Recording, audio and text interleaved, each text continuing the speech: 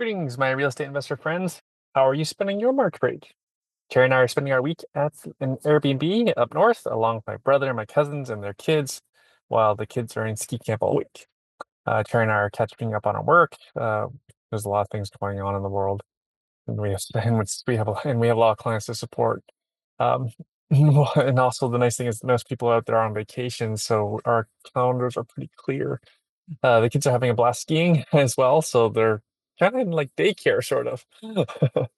We will ski one of these days, maybe 2 days, with the kids, as we do enjoy doing activities together before the kids turn into teenagers, and I understand they're going to turn on us and not want to be around us anymore. In the rest of the world, Mark Carney is now our prime minister. Rumor is a spring election is expected. Thank goodness. Tariffs are on and off. Just recently, the Doug Ford had put a pause on those electrical tariffs to the states and is meeting along with our finance minister, they're meeting with Donald Trump at the White House. So fingers crossed. Generally, face-to-face meetings seem to end positive when they're at the White House, if you're not Ukraine. Now, how do we avoid a worsening recession? I don't know. We've already been probably around a year in a real GDP per capita recession. So to you, my 17 listeners of the show, I hope you've taken heed of the advice on this show and followed along my journey. And hopefully you've righted your portfolio, as the trend has not been our friend as real estate investors since about 2022. Then it was survived till 2025, and here we are facing possible worse job losses than COVID times. Uh, Thankfully, our governments are working on relief plans for Canadian employers affected, and hopefully that benefits our tenants too, and also you, the listener. But I don't see how we avoid stagflation. It appears to be imminent as inflation ramps up due to government stimulus, all these tariffs and reciprocal tariffs and counter tariffs. It's basically all tax revenues for our governments, and in turn, household incomes will shrink, which is not a good thing. I read in the Globe and Mail this following tip. Now, this is from the Globe and Mail from Rob Carrick. If you need your money within 5 years, get it out of the stock market right now. I'm no alarmist. However, I think we can all take some advice for this to apply to our own real estate portfolios. I personally did sell almost half my Ontario rental portfolio last year, and I'm so grateful I did. Between expected job losses, what we're facing with a possible trade war, a still broken landlord-tenant board, even with the provincial Conservatives back in control, they made no promises to fix the landlord-tenant board, so I'm not optimistic on that front. The first cracks in my own portfolio in Hamilton have already shown. One of my remaining tenants was laid off recently and had trouble paying March's rent. Thankfully, his wife was able to make up the difference, and thank goodness my system for investment partly saved us. We've always targeted double income households, families as tenants to reduce our risk. And also, it's just a necessity these days with rents being so high and so unaffordable in Ontario and in Canada. My team here at iWin Real Estate, we remain doing the same. We're here to minimize risk and optimize cash flows and return on investment for our optimize cash flow and return on investment for our clients. These days, most Ontario investors are selling, we're helping our clients maximize those sales prices of those investment properties, including the tenant ones. As very experienced landlords ourselves, we're working with tenants directly on the landlord's behalf, our client's behalf, to possibly transition the tenant out of the property in order to optimize sale price. We do this for no added charge. Maybe we're crazy, maybe that'll change one day, but right now we do this for no added charge. Or we just charge our regular realtor commission. On the buy side, prices for income properties have come down substantially from highs. I had a client just buy a fourplex in Toronto for just over $2 million, which is a great deal by Toronto standards. It was not much renovation needed after that either. Student rentals are by far the most popular long-term investment property for local investors. The fact that student university tenants rarely end up in the landlord-tenant board for non-payment of rent, that makes them a very attractive tenant class. On the buy side in Landlord Friendly USA, I want to say shout out to Shane, our client and past guest of the show. At 33 years young, he's a mechanic from Montreal. He'll close on his second income property this month near Kansas City, Missouri. For a whopping $175,000, he's buying, and that's the price of the house. He's buying a 1,200 square foot bungalow that's already fully renovated. It's also tenanted. It couldn't be more turnkey, and the tenant's paying $1,395. So we're almost at the 1.1% rule. It's actually 0.95%. So almost it does round up to the 1% rule. So the 1% rule is still alive and well. And we're talking about a single family home. For those who know cap rates, which is the most common metric in commercial real estate, uh, in the business or accounting world, we call it profit margin. This house in Kansas City, the cap rate is 6.2%. So, and it will cash flow positive with a between 25 to 30% down payment. Now, find me that in Canada. Good luck finding a 6.2 conservative cap rate in Canada with as little as $44,000 down payment. That is US dollars, but again, that's $44,000 US for a down payment. What does that get you in Canada? For most of you listening to this show, that doesn't even cover a kitchen renovation. Definitely doesn't cover a down payment on an income property, let alone a basement apartment conversion or garden suite conversion boy. Anyways, I've included a link to this property in the show notes. Should you like to see its pictures, the neighborhood, and projected financial analysis? Again, this is linked in the show notes. And now, if you thought the Toronto condo market was bad or the Vancouver condo market was bad, South Florida says, hold my Canadian beer. South Florida, which includes places like Fort Lauderdale and Miami, they have double. That's right. They have 12 months of inventory of condos. Now, for context, the Toronto condo market is the worst I've ever seen at 6 months inventory. Again, South Florida is twice as bad. How's that? Past guest of this show, superstar realtor Ryan Poole, will be a guest speaker at my April 26th event to share the I Win Real Estate event to share a market update on Florida and what what the best deals look like.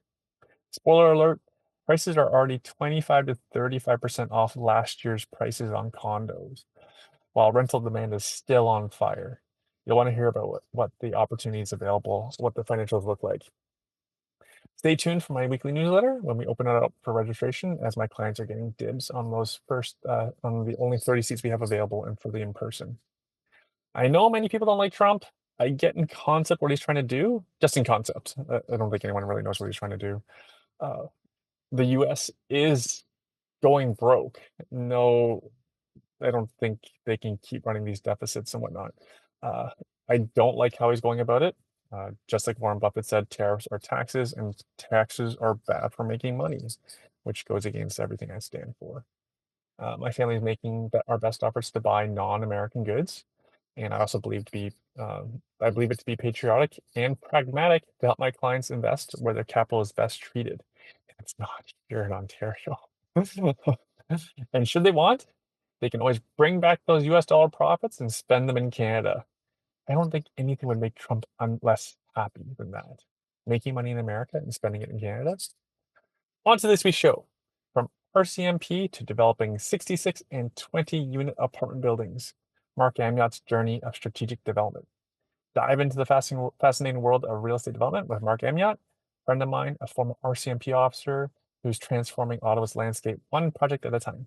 Learn how strategic partnerships, creative financing, and a keen eye for opportunity can turn modest investments into multi-million-dollar developments. Discover the insider secrets of navigating complex real estate projects, from sourcing materials to maximizing land use. In this eye-opening conversation that proves success is about who you know and how you think. Now, for any of you who are out there interested in being a real estate developer, please pay particular attention to how Marc structures his deals to minimize cash outflows. All right. To reach Marc, you can find him on Facebook, marcandre.amyot, or you can find him on his website, acera.ca. That's www.assera.ca. Please enjoy the show.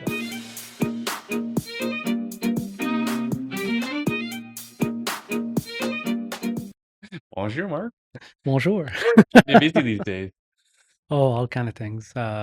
Mainly our two development projects in Orleans, Ottawa. where we're working on a 20-unit development and a 66-unit development. That's a mouthful. No, so for listeners' benefit, can you tell us a bit about yourself? Yeah, of course. So my name is Marc Amyot. I played golf with you last week, and no, on a serious basis, I started investing in real estate in 2016. I did my first flip, actually 2014. I did my first flip in Vancouver, British Columbia. With all the challenges that came with that, I used to live in Vancouver. Oh, okay, okay. Yeah, yeah, yeah. And we went through that, and despite all of the obstacle of your first one, we did a pretty good profit. Moved to Ottawa, and then I invested, started buying a single home, and then townhouses, rented those. I joined different communities for real estate investment. I first associated myself with the wrong people, to be completely honest with you. The level of knowledge was not what you would hope for, and that led me a bit astray until I found Christian Spilfogle, whom you know very well, and I was very impressed by what he was accomplishing. And every time I was talking to this guy, I was like, "Wow, he's incredibly smart. Not only is he an incredible person, but he's one of the smartest person I've ever had the chance to meet." And so I invited him for lunch multiple times, and one day, I asked him if he was be willing to coach me, and his answer was, "Well, Mark, you're not the first one to ask, and the answer has always been no." And my answer was, "Well, that doesn't change my question." And he goes, "Well, let me think about it." And a few months later, we started coaching under Christian. So Yeah, I've had this conversation with Christian a couple times. Like he thinks what he does is easy. he No, he does, does. he does, he He really thinks that does. people can replicate what he does, Yes. right? Because he'll like, like I stay in my lane, like I stay in my lane. I Hmm. keep it pretty simple, simple burgers. Uh, and he truly believes everyone can do what he does, and I'm like, no. You compute at such a different level. Yeah. And it's funny because I mentioned that to him once in a while where he's like, "Oh, this and this and this and that." And I was like, "You think people can do that?" He's like, "Oh, absolutely." I was like, Mm, "Probably, but it's definitely going to be more challenging for them because, hmm yeah, he's genius would be the right word. Like he's not only he's a fantastic person, but he's very, very smart. And then I don't think everybody can do exactly what he does. But as a coach, he's fantastic, absolutely fantastic. He can adapt the material to what you need. He will not focus on renovation. Where hey, if you bang those two by four together, you're going to get a room, and that'd be a bit of a waste of time. Taking coaching on aggression for something like that. hmm However, it's going to teach you to think outside the box. It's going to teach you to have a good project together where you have a good business case. hmm You come from the corporate world, so business case for him are very important for him. Real estate really for him is a business hmm because real estate is a business. hmm But he understands it very, very deeply, hmm and he can think very creatively. hmm So if he can impart some of that onto you, it will benefit anybody tremendously. hmm That's why when he created the Elephant Academy, and he asked me if I wanted to help, I was all in because again, I will vouch for him all day. What he can teach is incredible, and he's walked a path, and he walks it very well. hmm Um, so yeah, yeah. So I met Christian, took coaching under him. I learned a lot. After that, I bought a few properties, renovated a lot of units. Eventually, created my own renovation company from it because things were going very well. Full burst on the project, and then eventually that led us last year to buy two lots to do two developments, and I had the chance to be a friend with Victor Menashe for some time, which is the president of Oreo at the Ottawa Real Estate Investment Organization. For anybody who knows Victor, another person with an incredible intellect, very, very good at what he does, has hmm walked the path, has done multiple types of project with his company, Y Street Capital, where they've done both storage, multifamily. They're doing a 17-acre development in Colorado Spring. So he Yeah, really knows. thousands of houses. Yeah, Yeah, yeah. He, yeah, he really, yeah, that's a full community they're yeah. developing. It's crazy. Like the amount of thinking and work that goes behind that, it's incredible. So having somebody like that in my corner, was really key to getting this done. Right. So other than that, like full transparency, if he wasn't on board, that would be an incredible challenge. But with him and his team, it's a beauty. Like the step is the process is very smooth, Mhm. and the amount of knowledge that he brings to the table is um, invaluable. So I've had many guests of Oreo on this show, including board members. Uh, you reminded me, it's $127 a year. Yeah, you can go wrong with that, eh? That's cheap. That is very cheap, and the quality of the speaker we get is incredible. Mhm. We actually often leverage the relationship that Victor and Christian have, and yeah, we bring really, really high quality guests. And $127 a year. It's we're nonprofit oriented, so we're not looking at making money. All the money that is put forward by its membership is reinvested in um, the rooms mainly, or the event that Which are we do nice every year. rooms. I'm Yeah, surprised you can afford them. yeah, that's true. They're very nice. In fact, we just changed location recently. It was lovely. Yeah, Yeah. The yeah, white linen tables, like, oh my wow. Yeah, everyone, yeah, you have round tables. Everyone sat at a round table. Like, we don't have that budget here. You see my room. yeah. And the quality of people in that room is incredible. Like, Yeah. there's the newer investors, there's the experienced investor. You can look right and talk to a brand new investor. You can look left, and then you're going to be talking with somebody who has 200 units under their management. Hmm. And it seems that all the big players in Ottawa, at some point or another, were part of Oreo, and often are still members. They just attend based on their schedule. Allowance, would that be the right term? Whenever they come, they stop by. But guys like Nick Lugo, like Christian, like um, Victor, like myself, like many other members, Yeah. there's a lot of very, very nice people there, and there's a lot of experience in the room. So Hmm. having access to that every month is a huge plus. Hmm. My impression of the room is always people are kind, which is always nice, Yeah, and then the people in the room are quite knowledgeable. yeah. They've seen enough deals that they know what a deal looks like. Yeah, of course. And I mean, if you need an answer and you go and you start asking, somebody's going to be able to point you in the right direction or Hmm. find somebody who knows what to do. Hmm. People are very giving of their time there. I find Hmm. too. I have people approach me, and a lot of people have given me their time in the past. So now, Hmm. when people approach me with a question or something they need help with, Hmm. I try to make sure I take the time and I give back in that sense. Hmm. But yeah, that's a fantastic organization. I've had the chance to be on the board for about 2 years now, board of executive, where I'm the treasurer now, and it's really been a great journey. I love it, absolutely love it. And Luke Boyronko is, and Luke is, I think, Canada's biggest wholesaler. Yeah, he was a speaker a few months ago, where he talks about how he performed his flip right now. Hmm. We had a list of really incredible speakers this year. Last week, we had Chelsea, who's actually still to the board, and she prepared a full document um, about how to get grants for your different real estate projects. And she provided a full list of the grant that people could apply for. After that, we had a guy that not a lot of people know that invests in the US. And he spoke about something called iShare. Maybe you know him. Yeah, that guy. And it's funny enough, I was there 12 months previously. Yeah, yeah. You've been the I you think that's my third. contributed several times I there. think that's at least my third talk that I've done there, and Cherry's done at least three as well. Yeah. So I think she's outbeat. I think she's outperforming me. We're So tied now, I yeah, think. yeah. It's always good to have you guys, right? You can provide such a wealth of knowledge, so having the chance to have you come and share what you know Hmm. is very beneficial for our communities in Ottawa for sure. Yeah, like accounting's difficult. Like and there's and I,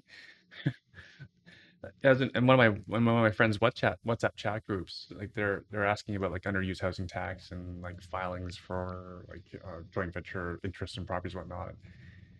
And I said, just go to Cherry's YouTube. Literally, my friend at CRA does the same thing. He goes on Cherry's YouTube, learns it, and then he sends it around the office. This is how you're supposed to handle the new tax changes. No Oh, way. I'm dead serious, That's right? fantastic. And also, at other accounting firms do the same thing. Like Really? we literally at a dinner, we were mutual friend introduction, a partner at one of the big accounting firms. My dad introduced me and my wife Cherry to him, and like he didn't know. He's like, I think I know you because they used to work at the same firm, Cherry. and the unlikely because Cherry was there a long, long time ago. And I said, Cherry won't show you this, but here on my phone, I showed him her YouTube account.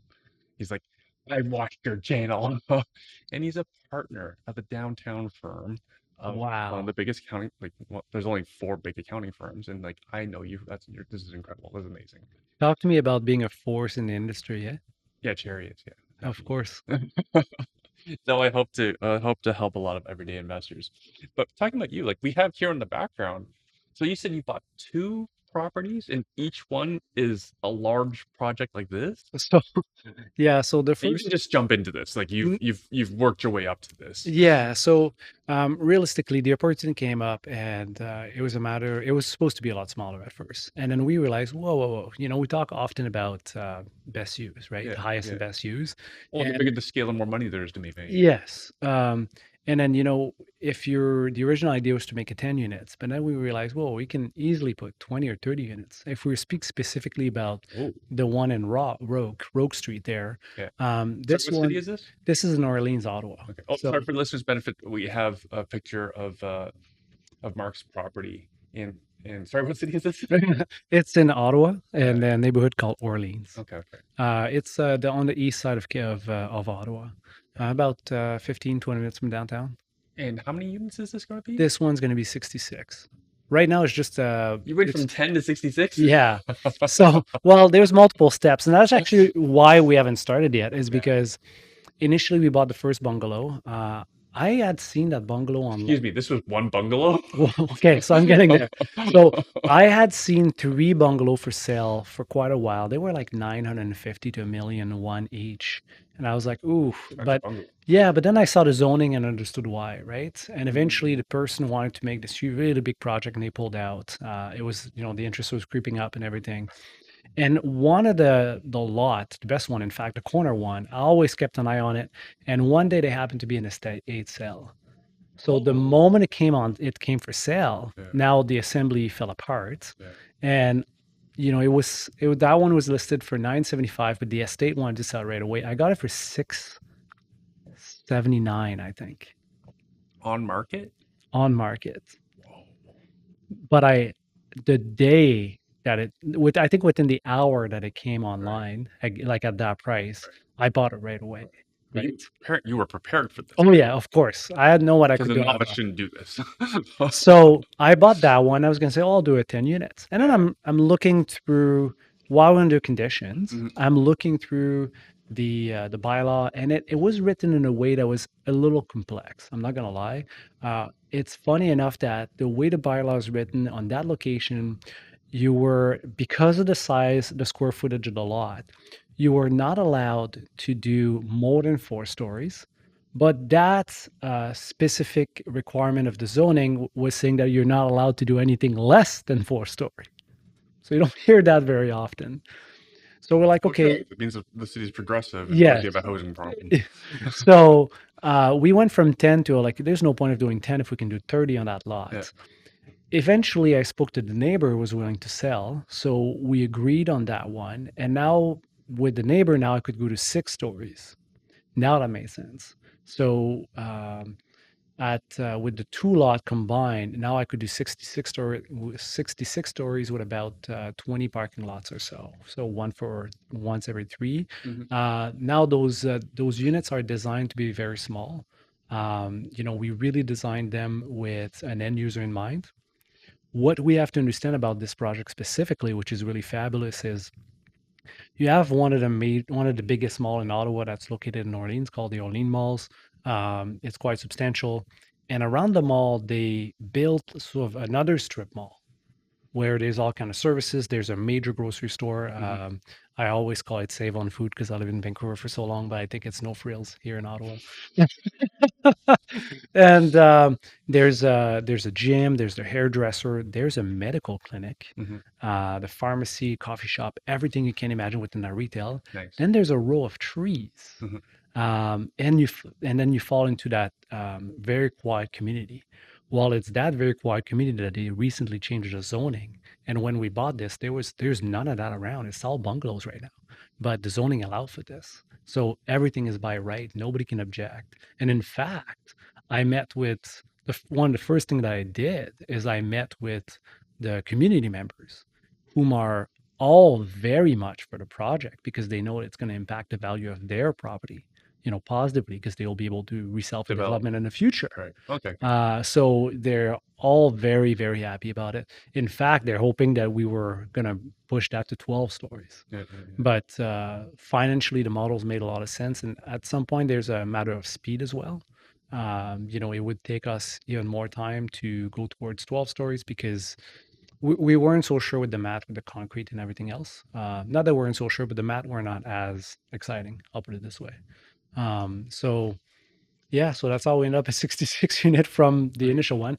And the fabulous thing is when I bought the neighbor, I bought it for $1 down and possession in April 2025. So I have zero holding costs on this property. In addition to that, he had some problems with the tenants. Provide them with the right advice, and he did exactly what I told him to do. He was able to, with the tenant downstairs was starting to create a lot of damage.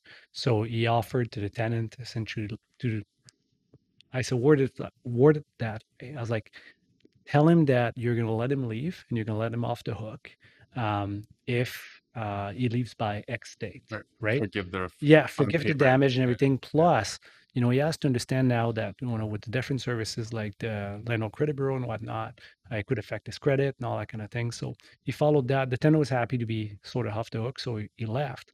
And the seller was like, well, I don't really want to do all the repairs. I was like, so he's like, if I leave it empty until you take possession in April 2025, can I just leave it in that condition? I was like, absolutely. So we just added a clause that says if there was any structural damage or, fire, flood, that kind of stuff, obviously, because that would be a major thing that was not included. But essentially now I wanted the bungalow had 2 units. The lower tenant is now gone. So I only have one tenant to deal with at the end. No interest until 2025, $1 down. That makes for a good business model. It's a hell of a deal. I think it's good. And again, remember that property was listed for $1 million before. So now I got this one for probably $200,000 off. I got the other one for about $325,000 off. And on one of the two property, I'm not paying any interest until next year while we do our development. And in addition to that, we signed an agreement with the second owner that he was going to allow us or assist in any ways that we would be required for our development. Right. So all of everything else, our design is continuing, and so it's going to be really good. Right. So it's basically sign over rights. Yeah, So it's the ownership rights for any sort of development purposes. Yeah, sort of. Funny enough, is the city doesn't even ask for it. They might ask for a signature from the landlord, but realistically, they'll let you go through site plan control even if you're not the owner. They're just going to want to make sure that. Heard of that. Yeah, that's progressive. Holy cow! At the end, they're not going to issue you any permit, unless the owner signs for it. Yeah. But they don't specifically ask you to be the owner. They had the pre-consultation system. Now they just removed it a few months ago, but we went through the entire pre-consultation system without owning a property. On the other project, like again, I had used the same creative financing system where I got the owner to stay as the owner for as long as I could, so I didn't have to pay interest on the property until we were ready to develop. And yeah, we went through the entire pre-consultation process without being the owner of the property. Was it this project you mentioned? Was there 3 properties assembled originally, or? Yeah, that one. There was 3 property that was assembled originally, and it was right when the interests were climbing. So that's one of the reasons this project went off. Plus, what they were trying to do was so big that I'm not sure that the the services was able to service it without any major upgrades. In our case, we went the size that we know that the service can service the building. Yeah, because development is a lot of work. I said it before and I'll say it again. Victor and his team are incredible. So we're making sure that all of our checkbox are completed before we do anything else. Now, you don't have to answer this. Go ahead. How do you get Victor on board? How did you get? So again, for context, Victor is incredibly big time. Folks can look him up. Victor Menage, current president of Oreo. I forget his title at Y Street Capital. So he's a founding partner at Yeah, Y Street yeah, Capital. so it's big time. Yeah. I mean, he's got a tremendous amount of experience. He's very intelligent. You, I'll answer your question in a second, but you should see this guy when we're value engineering. It's just incredible. We'll be on a call with our different engineers doing the design, and he's going to be able to. He went on and did the math in his head, talking to the civil engineer about the Mhm, volume of water that had to go through mhm, something, and it was including the radius of this, and is it pi multiplied by this, and that was all in his head. That was mhm, incredible to see. mhm, But yeah, so he's really really talented at what he does. So how did I get it on board? It's really one word. It's relationship, right? It's like anything else. Do they want to work with you or they don't? They have offers an option every day. You know, they could pick other and they turn him down projects all the time. all the time, all the time. Like even me at some point, I'm like, oh, what if I have another one? And he's like, we're pretty much at capacity. Yeah. But you know, it's a matter of relationship. Is it easy to work with you? Do you communicate well? Do you make sure that do you stay on top of everything? I assume, but mainly in the first place is I was the relationship I had built with Vector. You know, we worked together at Oreo. You know, we spent time together at different occasions. Mhm, So when I told him about this, he was happy to be part of it, and it. I'm very grateful to this day. mhm, Very, very grateful. mhm. Can we talk about what you do for a living? Sure. Can you tell a listener what you do for a living? Yeah. So I've been a member of the RCMP for 17 years now. It'll be 17 years next month. So I worked a little bit everywhere. I did my training academy like everybody else in Saskatchewan and at Depot, Regina, and then eventually I was posted to New Brunswick, Mm. small communities. I did most of my work in a reserve there called Burnchurch. Oh, wow, that's not Uh, easy.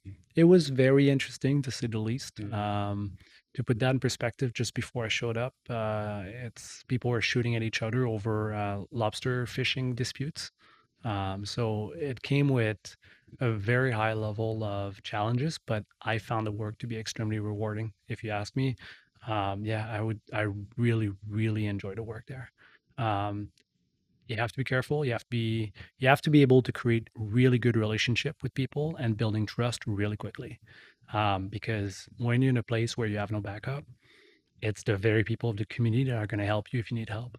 So it's a matter of building. Again, I'm going to repeat myself, but building those relationship with people. So if you're coming back from town and it's raining and you see somebody walking on the side of the road and they have another 45-minute walk to get to the community, well, what is it to stop and pick them up? Hey, do you want to ride home? The answer is always going to be yes. Not everybody's fortunate. Not everybody has a car. There's no public transportation, but it's those those little gesture, those little hey, you know, it's gonna take 5 extra minutes of my time to pick this person up and drop them at home, and that's really what made the difference. Mhm. Um, so yeah, I had a really really cool time in New Brunswick. Then I moved to Vancouver, I'm sorry, before specifically, just to give people context, I have some friends in RCMP, of and course. some of your offices are tiny. How many people were in your office Oh when you boy. were in New Brunswick? So the office specifically, including the detachment commander and everything else, I think we were 18. 18 in a Yeah. population of how many? We were usually two at a time on shift. And occasionally, like if somebody calls sick, you could be alone for a while and your closest backup could be 30 minutes away. I did have like really unfortunate situation where I needed help and the closest people were 30, 35 minutes away. You know, Oh, it sounds like an easy job. People are armed. Oh yeah, of course. Yeah, Yeah, we've dealt with some really interesting time, that's for sure. yeah. We went through a time where somebody had disappeared, unfortunately, and a few weeks later, we found out that she was murdered. And it was a teenager, like 15 years old. But in the meantime, that community was enraged, and they were doing home invasion into who they thought had done this. And so you'd have 50 people showing up, ready to enter a house, and you'd have one officer between the door and 50 really, really angry people. And they're armed. Some of them were. And so how do you de-escalate that situation? Because movies are movies, you know. Real life is a completely different reality. So you talk to the homeowner, and the homeowner is like, What are you going to do? Well, that's a good question. There's 50 people outside and some are arms. I can't protect you. So what I'm suggesting here is I'll identify the leaders, maybe 2 or 3 people. We'll let them in. We're going to walk with them. We're going to show them around inside the house so they can confirm that she isn't here. You did not kidnap her. And they're like, yep, they're going to come in. I was like, perfect. I'm glad we agreed on They that. are armed. It's kind of tough to So, negotiate. yeah. Well, it's a matter of really of finding something that, the whole win-win situation. Like, what's the best outcome when you look at the situation as a whole at that time? Yeah, You know? de-escalation. Yeah, you have to. Yeah. You absolutely have to. But under pressure, sometimes it can be difficult. But the people of that detachment have done absolutely fabulous. So yeah, so there's all the challenges, but all the reward that came with Mhm. that. Like again, the trust and the relationship I built over with that community was absolutely fantastic. When I left, I made one of my best friend in that community actually. His name is Jake. He's from a Mi'kmaq community called Lestigouche in Quebec. Actually, he was a First Nation police officer. The guy had been kidnapped in the past. Like he had it really really rough, but he was probably the best human being I had met in my life.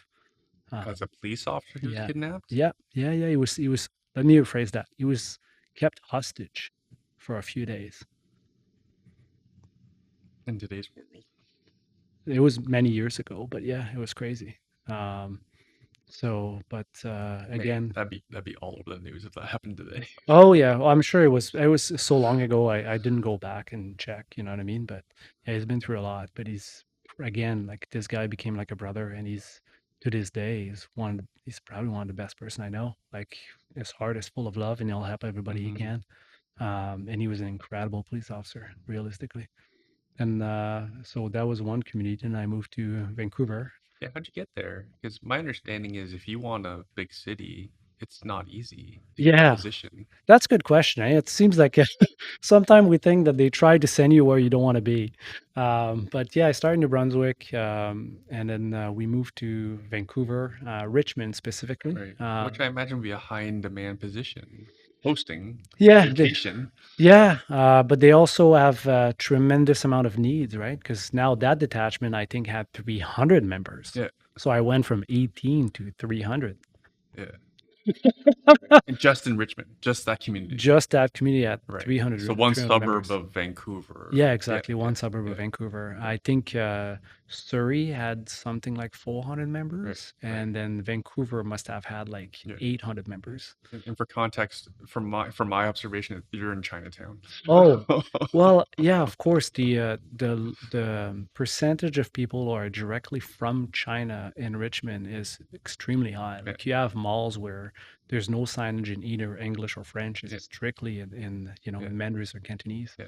I remember I was sharing with you when I was last there, all the frontline employees were all Chinese or Asian. Oh yeah. Yeah, it was Twilight Zone for me because the only time I'd seen that last was I was in Asia. Yeah. I hear you. So that was super interesting. There, I joined a team eventually that was called the CFSU, so it's the Combined Forces Special Enforcement Unit. It's a very long name, but essentially, as all the police forces were work together into against essentially gangs. So there's you investigate major crime stuff, but that was super Right, interesting.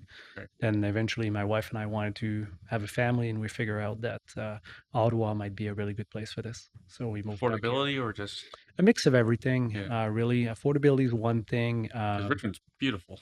Richmond is beautiful, Yeah. but I think it'd be challenging to find a hockey team for your son to play in Oh, Richmond, okay, right? okay. So, I I was gonna mean, say hockey team to cheer for, but sorry.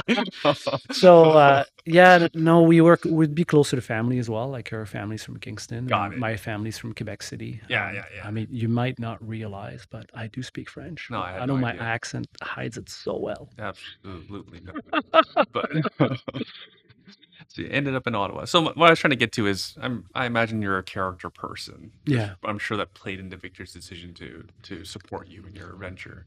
Yeah, it might have. It's a question I should ask him one day. Uh, Yeah, I feel for doing one of those. Call a friend and ask him right now. But yeah, he's at the end of the day very very grateful that he did. The value he's bringing to our project is immeasurable. That's the right term. Mhm. And then I also And sorry, and you only met Christian and Victor by joining Oreo, exactly, right? literally, that's what it was. Right. I joined Oreo. I saw eventually what you're gonna get out of any real estate club is the amount of effort you put in, Mhm. right? So you can go sit down, go home, and that'll be it for you, right? Or you can go and make an effort to talk to people and Mhm. listen to see what they need and Mhm. try if you the whole I'm sure you heard that before. Oh, I'm gonna work for free. Oh, I'm gonna do this. Oh, I'm gonna do that. The amount of people who actually Follow say it through, yeah. versus the amount of people who actually follow through, Yeah. night and day, Yeah. Oh, right? I'm sure Victor knows because Victor was on when he was on the show. He talked about how they have not interns, but basically people who volunteered Yeah, to work at his firm. yeah, Yeah, but it's volunteer. yeah. Yeah. Yeah, and great opportunity for anybody who wants to learn. Yeah. Uh, And they you, turn people down all the time. oh yeah, of course, of course.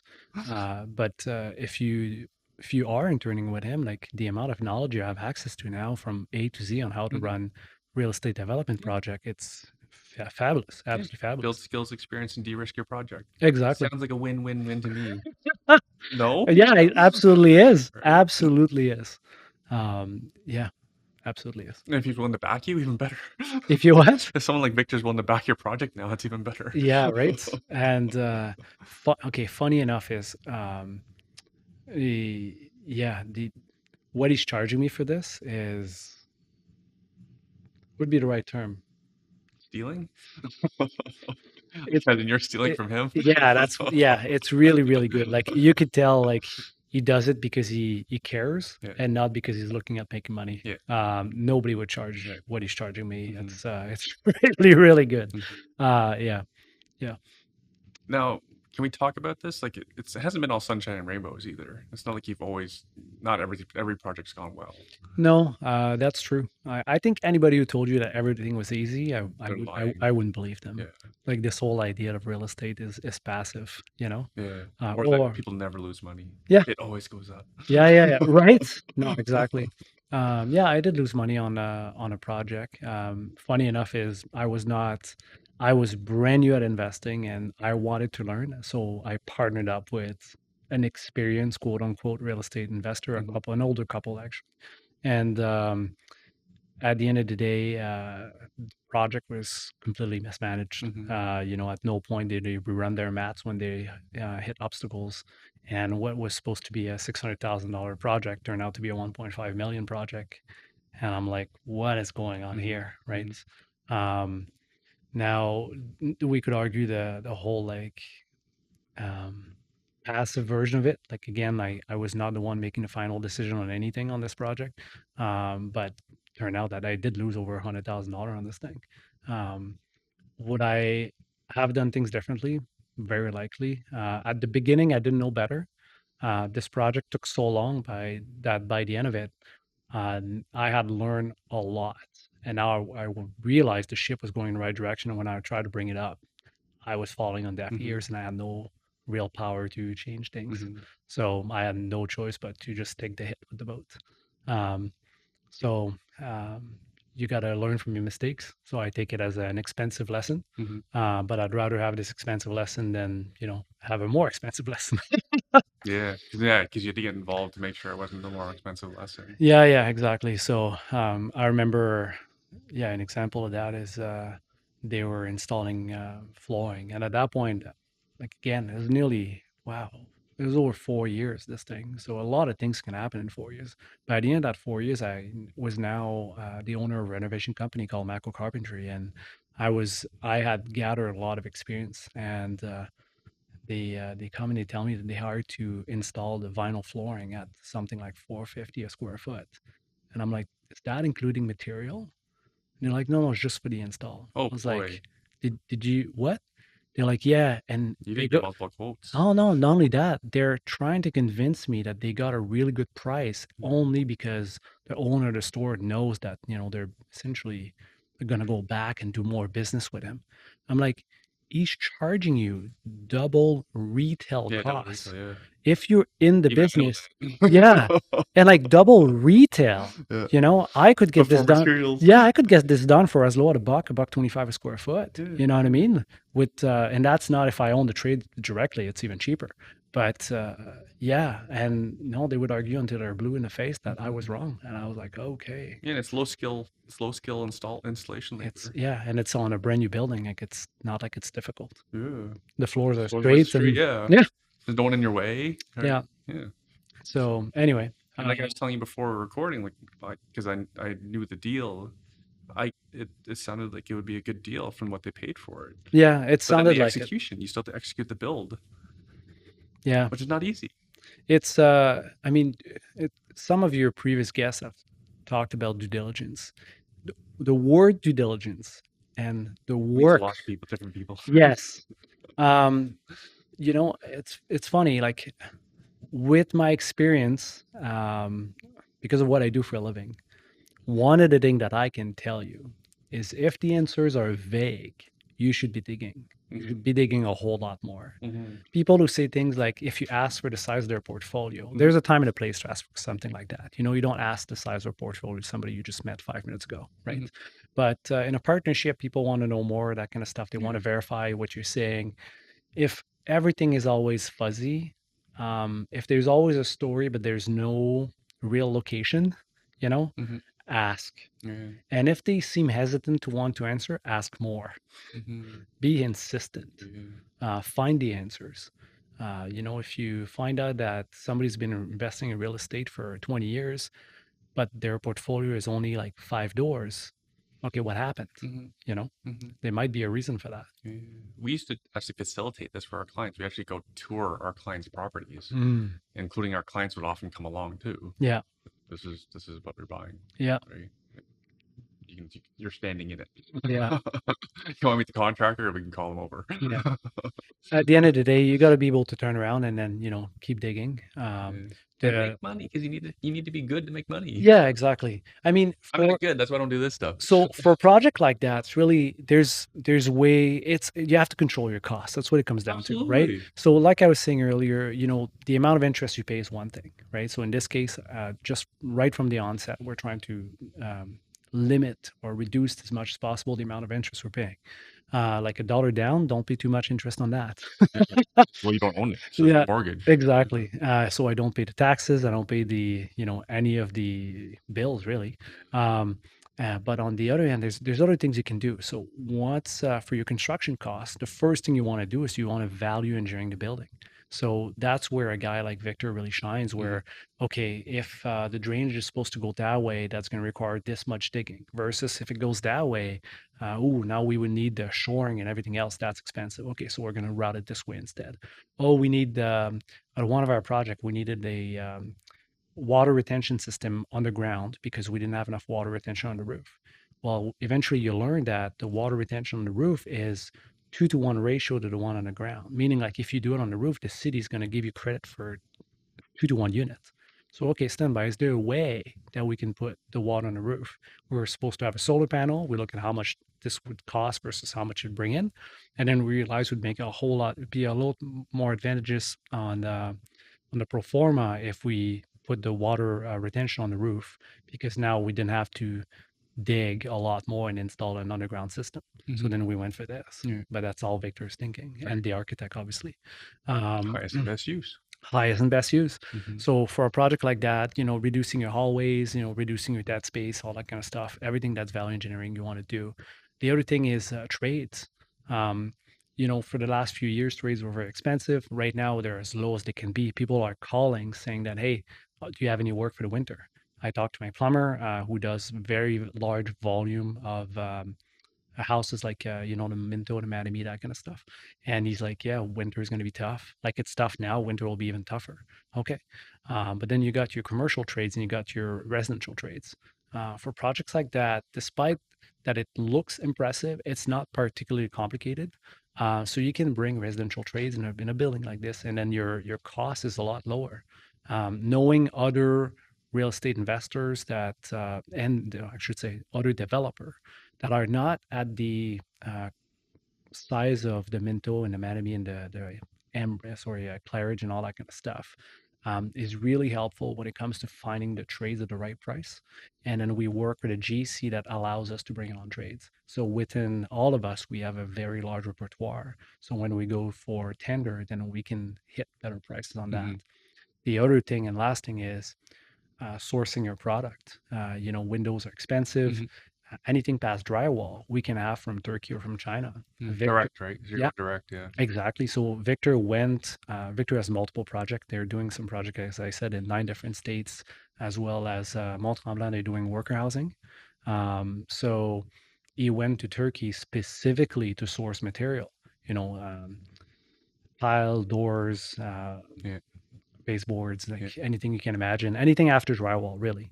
And either you save anywhere between 30 to 70% on the cost, or you get a much, much better product for the same price.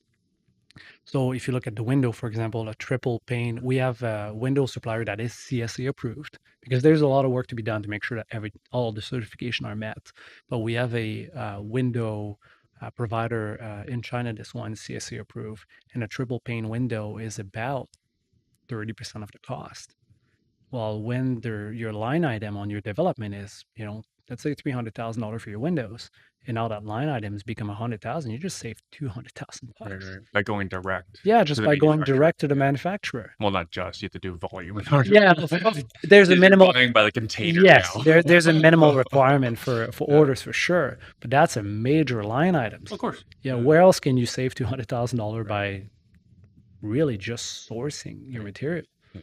So when you combine all those elements together, that's really where you can control your cost the best. And now that's where you Economies of start. scale. Yeah, and that's where you start hitting the fat of your project. So you design it very conservatively, like with high numbers, and you look at your return. Like our conservative targeted return for this for our investors was around 20%. So now. Sorry, how do you explain the 20%? Is that IRR? Yeah, it's the internal rate of return. That's very high. Again, CMHC. If that was not from the CMHC program, it would never be like this. Got it. Right? In fact, if that was not from the CMHC program, there would be no construction in Canada. Right.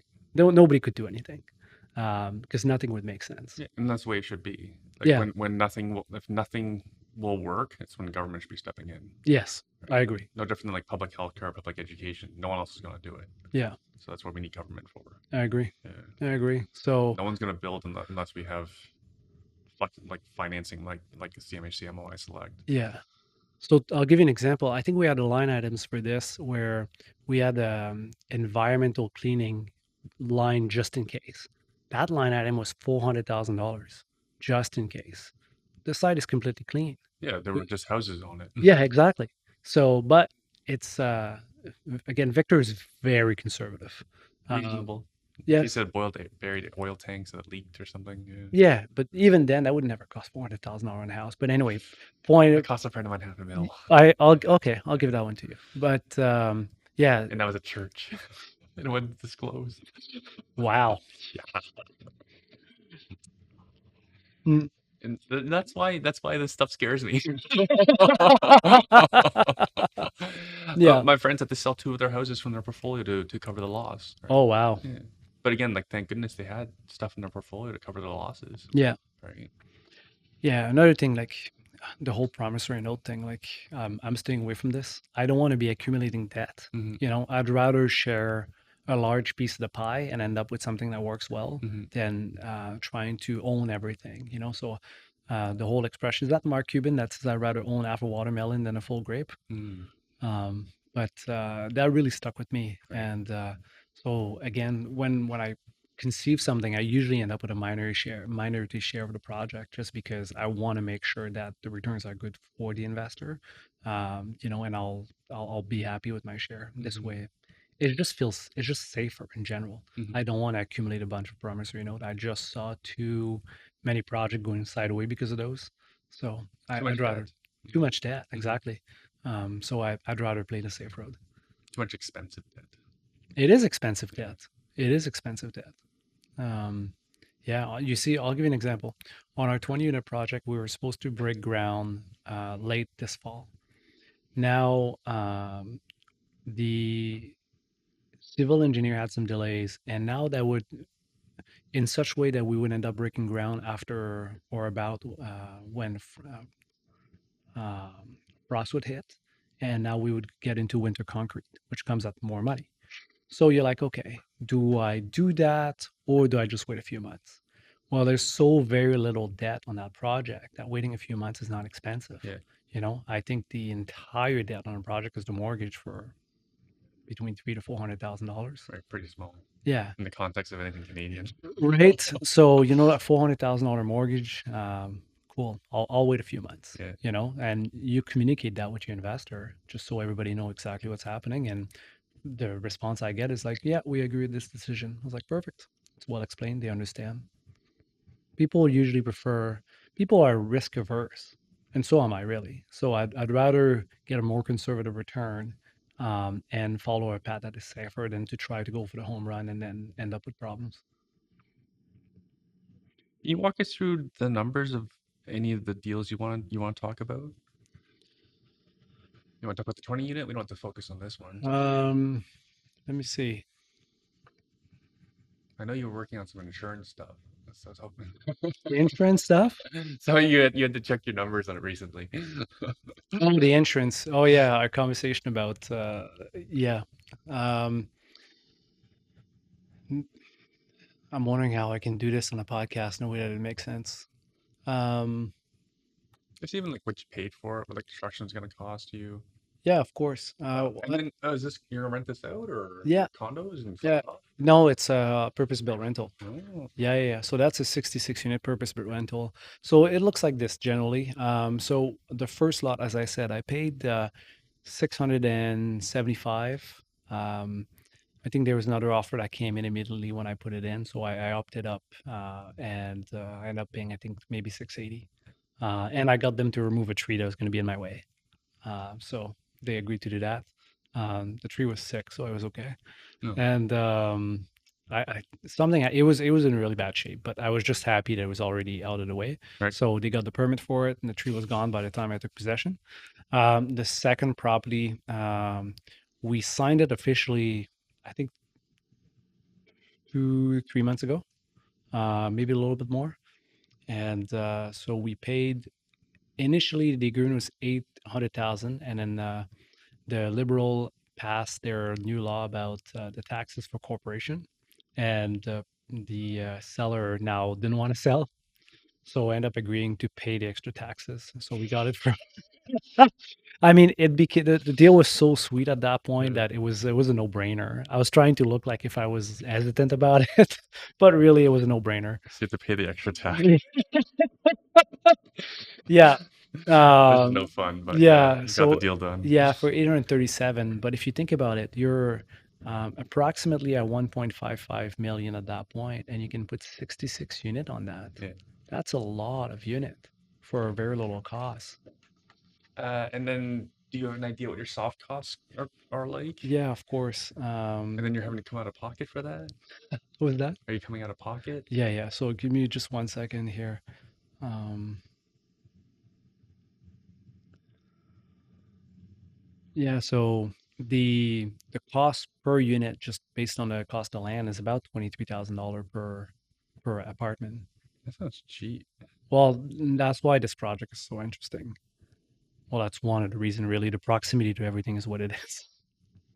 Sorry, 23. Is that the land you're saying? Yeah, that's Okay. for the land. Yeah. So our hard costs, we calculated at. Let me just open the sheet here. We'll Sure. be able to make a break in the podcast, I guess, if we need. Just give me a sec. That's okay. No, I'm sure a listener appreciates because they should like numbers if they're listening to Yeah, our yeah, stuff. of course. 'Cause I'm sure you would have appreciated listening to these Of course, numbers. of course.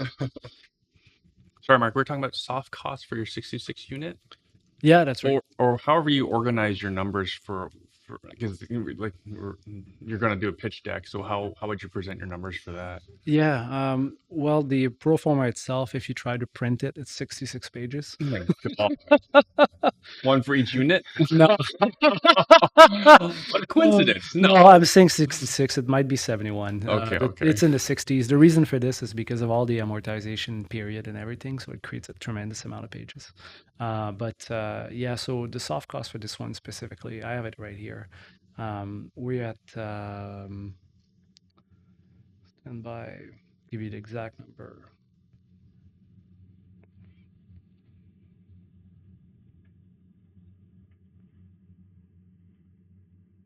We're at 3,079,000. Holy cow. Yeah.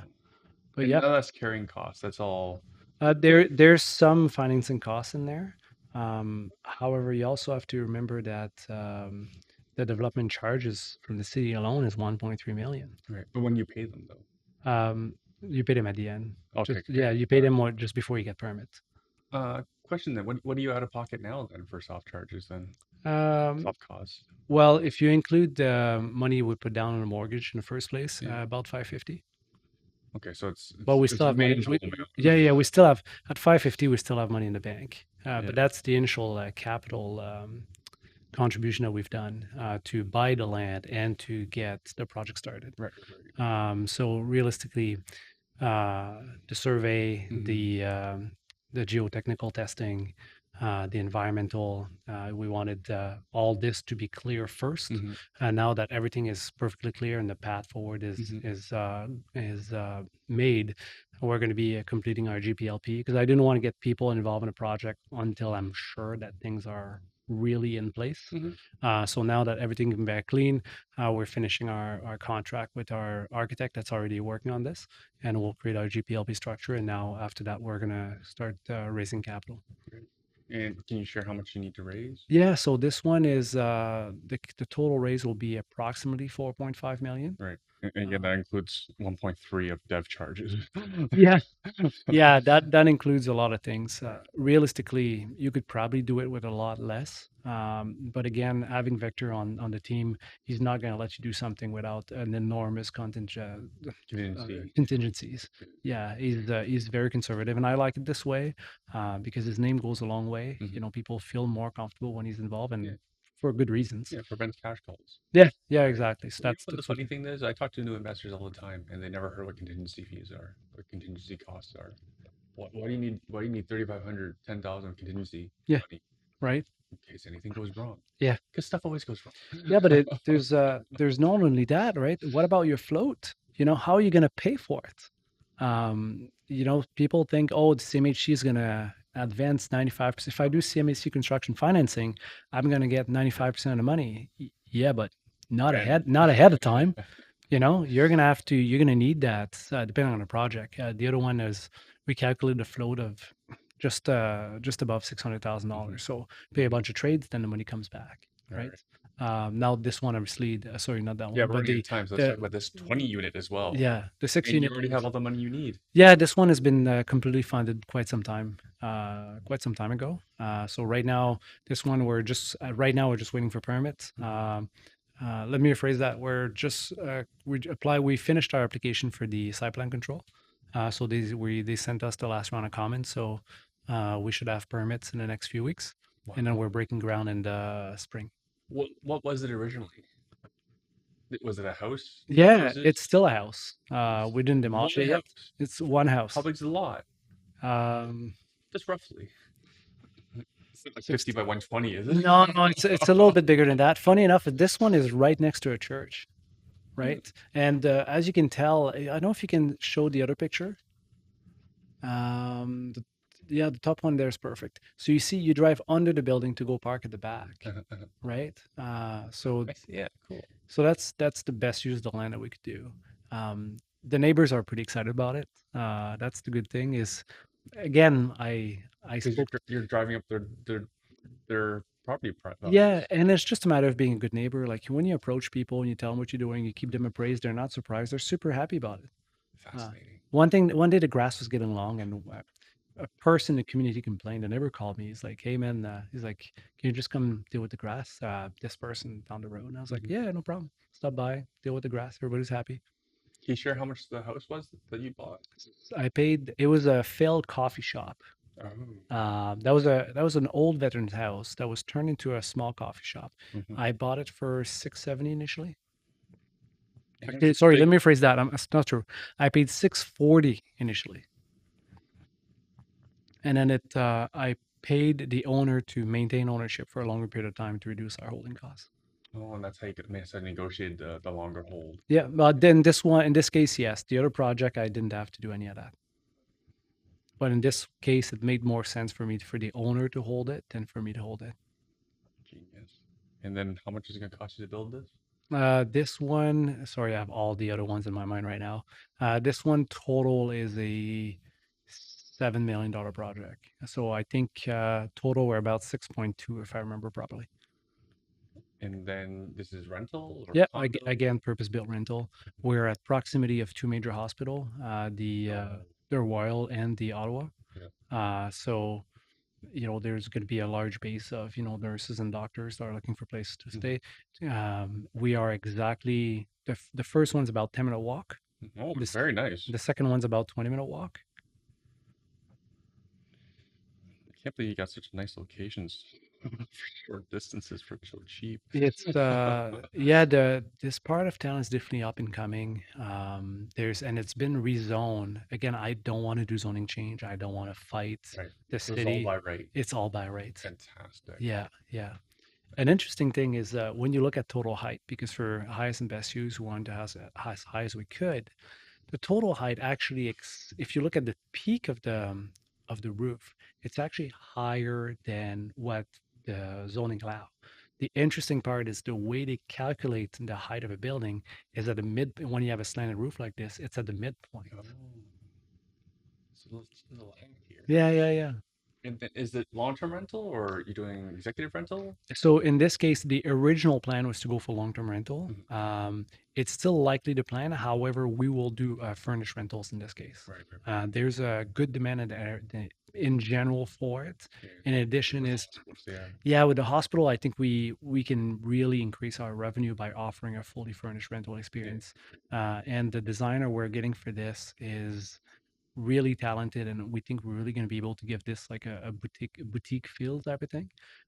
So again, proximity to hospital is going to be one of the main things. There's also other employers, and it's also very transit oriented. There's not a tremendous amount of parking for this building, but again, you look at the size of the yeah, there's that, and in addition to that, like the streets generally, it's an older neighborhood, so there's also a fair amount of parking on the street. Although we confirm when you do your leases, you have to confirm that hey, you understand that if you're not having a parking space on the lot, we cannot guarantee you're going to be able to park in the street. That being said, yeah, it's a really good use of the space of the lot, really going to highest and best use. Again, very low price per unit. All right, and then now, Mark, we're out of time. Any final words for the listener? Like myself, there's many people afraid of doing stuff like this. Maybe some words of advice for folks who want to develop. Yes. Find the right team. I find right now that there's a lot of people who want to be developer. There's a lot of people who have some basic experience as being a developer. I've done basement apartments. I count. Yeah, or they've built a full unit. There are people out there who have a tremendous amount of experience. Get them on your side. If you can't get those people, don't get into development. There's just too many variable. So if you want to get into development, just make sure that you have the right team in place. Maybe join Oreo first. Join Oreo first. I'm not sure I will be able to make you a developer on day one, but you're going to have the chance to be around some really good people, Victor included. Amazing. Mark, thanks so much for doing this. Thank you very much for having me, Erwin. All right, friends, that wraps up another episode of the Truth About Real Estate Investing show for Canadians. Hope you got as much out of this one as I did. Remember that whether you're just starting out or a seasoned investor, there's always something new to learn, and it's always about building that practical knowledge base that gets you closer to financial freedom. If you found value today, please do us a favor and leave us a review or a rating, share this episode with a friend, or better yet, join our community of real estate investors who are taking action and making moves. And hey, if there's a topic you want us to cover or have, so there's a certain guest you'd like us to have on the show, drop me a line. My DMs are open on social media. Reply to this email that this have arrived on. I'm not hard to find. We're all about getting you the unfiltered truth to help you on your journey. Thanks again for tuning in, and we'll see you at the next episode. Until then, stay smart, stay curious, and keep building that future. Catch you later.